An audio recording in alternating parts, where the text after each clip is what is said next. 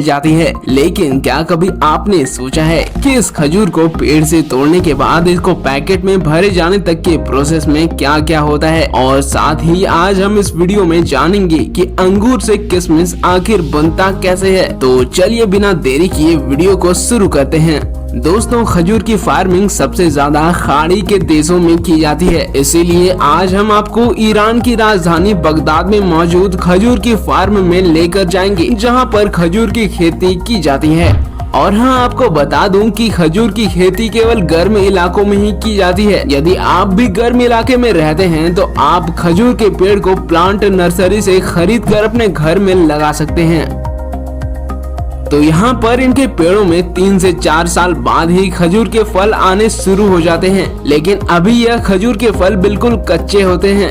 और जब कुछ दिनों के बाद खजूर अच्छे तरह से पक जाते हैं तब इनकी हार्वेस्टिंग की जाती है। खजूरों को तोड़ने का काम वहाँ के किसान ही करते हैं, और जिन पेड़ों के हाइट थोड़े अधिक होते हैं उन पेड़ों से खजूर को तोड़ने के लिए इस एडजस्टेबल हाइड्रोलिक फ्लोर का इस्तेमाल करते हैं, जिससे कि वर्कर्स इस हाइड्रोलिक फ्लोर पर चढ़कर खजूर को बड़ी आसानी से तोड़ पाते हैं। सारे खजूरों को तोड़ लेने के बाद अब उन्हें कैरेट्स में भरकर फैक्ट्री में लाया जाता है। यहाँ सारे खजूरों को कन्वेयर बेल्ट के जरिए आगे भेजते हैं, जिसके बाद यहाँ एक हाई फ्रीक्वेंसी वाले स्कैनर मशीन के जरिए इनको गुजारा जाता है।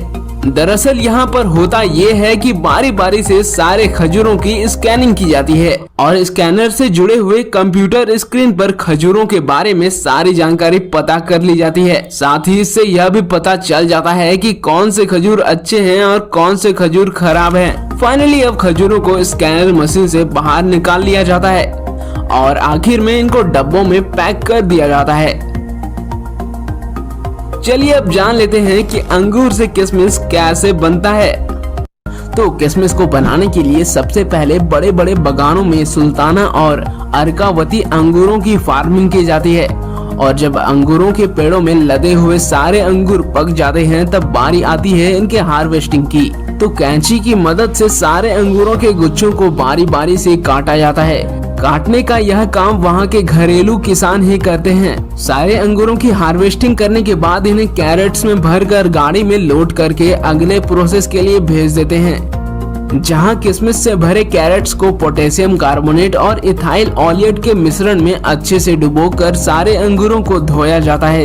इन केमिकल्स में अंगूरों को धोने से अंगूरों में मौजूद सारे बैक्टीरियाज नष्ट हो जाते हैं। केमिकल्स में धोने से एक फायदा यह भी होता है कि अंगूर को सुखाने के बाद भी उसका रंग अच्छा रहता है। सारे अंगूरों को धोने के बाद अब यहाँ पर इस प्रकार के जालीदार और हवादार रूम बनाए जाते हैं। इन्हीं जालियों के सेट्स पर अंगूरों के गुच्छों को फैला कर रखा जाता है ताकि यह जल्दी से जल्दी सूख कर किशमिश बन सके। अंगूर पर डायरेक्ट धूप लगने से किशमिश अच्छी क्वालिटी के नहीं बन पाते हैं, इसीलिए इस रूम को छायादार बनाया जाता है ताकि अंगूर धीरे धीरे सूख कर किशमिश में बदल सके। अंगूरों को सूखने में लगभग 10 दिन लग जाते हैं, इसीलिए बीच बीच में अंगूरों पर पोटेशियम कार्बोनेट और कार्बन ऑयल का स्प्रे किया जाता है ताकि अंगूर का रंग बरकरार रहे। ऐसे ही 10 दिन बीत जाने के बाद यह सारे अंगूर सूख जाते हैं और तब यह सूखे हुए अंगूर गंधक प्रोसेस के लिए रेडी हो जाते हैं। तो सल्फर या गंधक प्रोसेस के लिए इन जालीदार रूम को प्लास्टिक से अच्छी तरह ढक दिया जाता है ताकि अंदर का हवा अंदर ही रहे। अब इस रूम के अंदर चारों तरफ छोटे छोटे गड्ढे किए जाते हैं और गड्ढे में भूसे को डालकर इसके ऊपर सल्फर पाउडर को डाल दिया जाता है। फिर उसके बाद सल्फर को जलाने के लिए उनके ऊपर जलते हुए कोयले के लावे को डाल देते हैं और सल्फर का धुआं रात भर अंगूर पर लगता रहता है। ऐसा करने से अंगूर तेजी से सिकुड़ने लगते हैं। अब सुबह इस जालीदार रूम से प्लास्टिक कवर को हटा लिया जाता है और इन्हें 3 से 4 दिन तक सूखने के लिए ऐसे ही छोड़ देते हैं। सूखने के बाद फाइनली अब जालीदार शेडों से सूखे हुए अंगूरों को निकालकर कैरेट्स में भरा जाता है और सारे कैरेट्स को पिकअप ट्रक में लोड करके किशमिश फैक्ट्री में लाया जाता है। इस फैक्ट्री में सबसे पहले सारी किशमिश को वॉश किया जाएगा, जिसके लिए कैरेट्स में मौजूद किशमिश को इस हॉपर में डाला जाता है, जिसके बाद किशमिश कन्वेयर बेल्ट के जरिए आगे बढ़ती है। यहाँ किशमिश को पानी में डाल देते हैं, जिससे कि किशमिश के धूल मिट्टी और गंदगी साफ हो जाते हैं और आगे इन्हें घूमते हुए ड्रायर में सुखाया जाता है। साथ ही इन्हें कैरेट्स में भी भरा जाता है और अब इन कैरेट्स में भरे किशमिश को थोड़ी देर तक बाहर धूप में सूखने के लिए छोड़ देते हैं।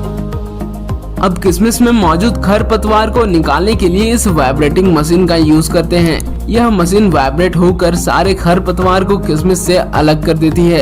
इसके बाद ये किशमिश कन्वेयर बेल्ट के जरिए आगे दूसरी मशीन में जाती है, जहां डंठलों से सारे किशमिश अलग कर लिए जाते हैं और निकले हुए डंठल को भी अलग कर दिया जाता है। अब किशमिश के दाने आगे बढ़ते हैं, जिसके बाद आखिर में इन्हें सॉर्टिंग प्रोसेस से गुजारा जाता है। इस प्रोसेस में खराब और छोटे किशमिश के दानों को अलग कर लिया जाता है और बाकी बचे अच्छे और बड़े किशमिश के दानों को दूसरी तरफ से निकाल लिया जाता है। अब किशमिश में तेल को डाला जाता है, जिससे कि किशमिश में चमक आ जाती है। ऐसा इसीलिए किया जाता है ताकि यह किशमिश मार्केट में बढ़िया दाम में बिक सके। तो अब इनको पैकिंग चैम्बर में अलग अलग क्वांटिटी के मुताबिक कार्टून के डिब्बों में भर दिया जाता है और इनको लोड करके ट्रांसपोर्ट कर दिया जाता है। दोस्तों, शायद अब आपको किशमिश बनने की पूरी प्रक्रिया समझ में आ गई होगी।